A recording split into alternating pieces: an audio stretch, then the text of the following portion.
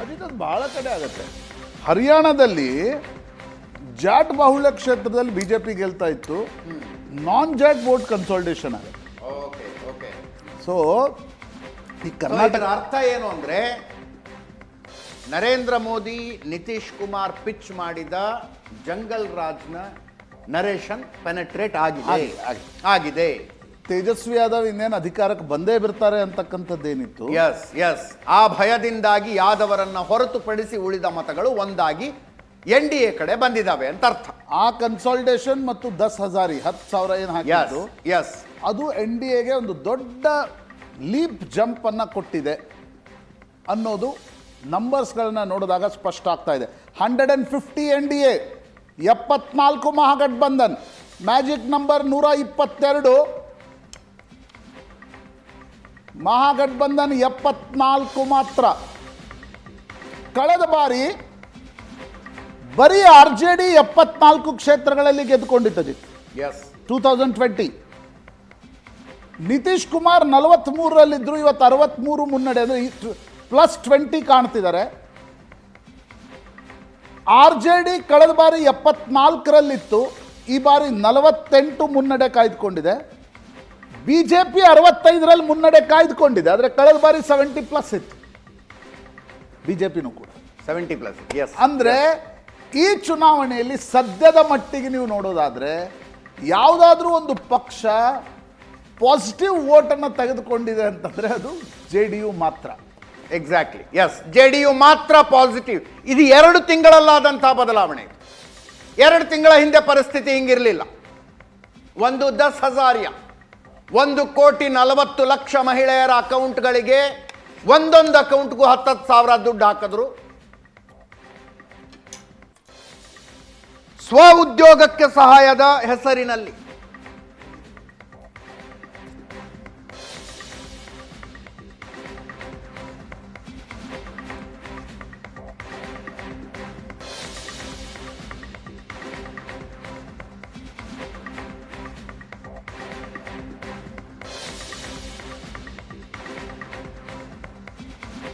ಮೊದಲ ಸುತ್ತಿನಲ್ಲಿ ಗಾಯಕಿ ಮೈಥಿಲಿ ಠಾಕೂರ್ 900 ಮತಗಳ ಮುನ್ನಡೆ.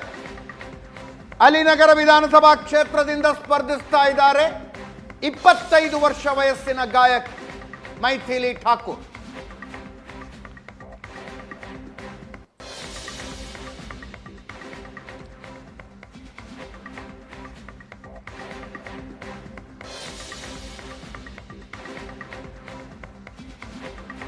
ನೂರ 52 ಕ್ಷೇತ್ರ. ಕೆಲವೊಂದು ರಾಷ್ಟ್ರೀಯ ಚಾನೆಲ್ಗಳು 160ವರೆಗೆ NDA ತೋರಿಸ್ತಾ ಇವೆ.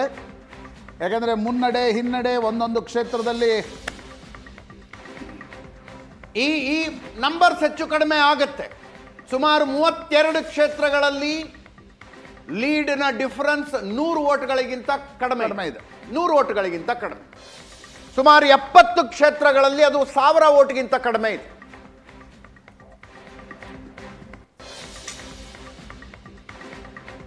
NDA ಮುನ್ನಡೆ ಸಾಧಿಸ್ತಾ ಇದ್ದಂತೆ ನಿತೀಶ್ ಕುಮಾರ್ ಮನೆ ಮುಂದೆ ಟೈಗರ್ ಜಿಂದಾ ಹೈ ಅನ್ನುವ ಪೋಸ್ಟರ್ ಕಾಣಿಸಿಕೊಂಡಿದೆ.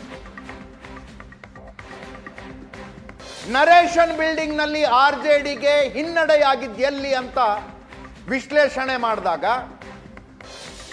2 ತಿಂಗಳ ಹಿಂದೆ ನಿತೀಶ್ ಕುಮಾರರ ವಯಸ್ಸು, ಅನಾರೋಗ್ಯ, ಜ್ಞಾಪಕ ಶಕ್ತಿ ಇವೆಲ್ಲವುಗಳ ಬಗ್ಗೆ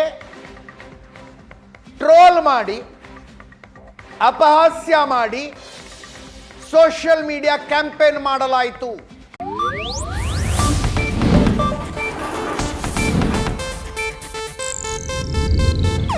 ಇದು ಏಷ್ಯಾನೆಟ್ ನ್ಯೂಸ್ ನೆಟ್ವರ್ಕ್ ಪ್ರಸ್ತುತಿ.